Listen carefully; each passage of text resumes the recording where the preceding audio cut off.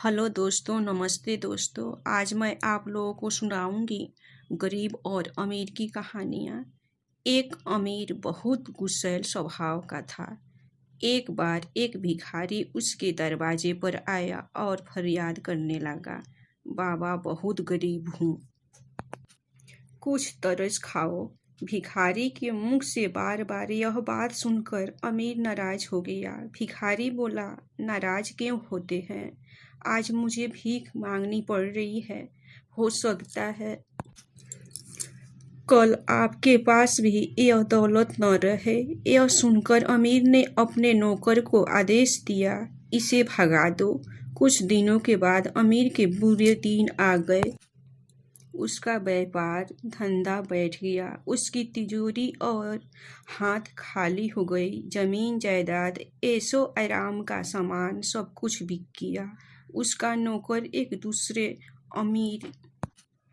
अमीर आदमी के घर चला गया। उस अमीर को रोटी के भी लाले पड़ गया। नए अमीर के पास जाकर नौकर बहुत खुश था। एक बार रात को भिखारी उसके दरवाजे पर आया। उसे देखकर अमीर को दया आ गई। अंदर जाकर अपने नौकर से बोला, बाहर खड़े भिखारी को भरपेट खाना खिलाओ। नौकर खाना लेकर बाहर आया और सामने खड़े भिखारी को दे दिया, पर नौकर ने उसे पहचान लिया। वह तो उसको पुराना मालिक था। इस हालत में पुराने और अमीर आदमी को देखकर उसके होश उड़ गए। वह उसे पुकारते पुकारते रह गया। वह फूट फूट कर रोने लगा। मालिक ने नौकर को रोते हुए देखा तो कारण पूछा। वह बोला, जिस भिखारी को आपने अभी भोजन दिया वह मेरा पुराना मालिक था।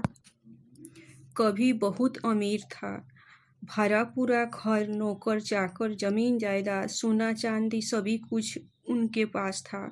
उनकी तकदीर उलट गई। यह सुनकर उसका मालिक बोला, उस पर कोई जुल्म नहीं हुआ है। यह वही अमीर है जो हमेशा घमंड से सिर आसमान में उठाए रहता था। एक दिन मैं भिखारी बनकर उसके पास गया था तो उसने मुझे फटकार दिया था। आज इसे मेरा दरवाजा पर भिखारी बनकर आना पड़ा। आज यह मेरी जगह आ गया और मैं इसकी जगह। दुनिया की यही चाल है।